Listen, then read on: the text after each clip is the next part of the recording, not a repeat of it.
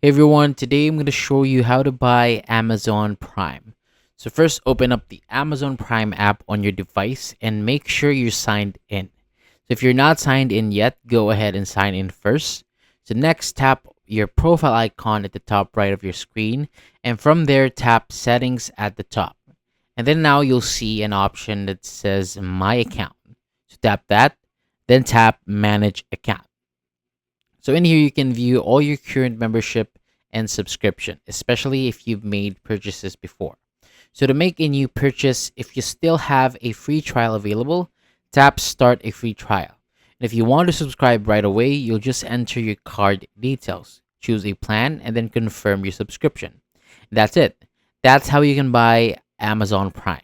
So this is helpful because it shows you exactly where to go in the app to manage your account.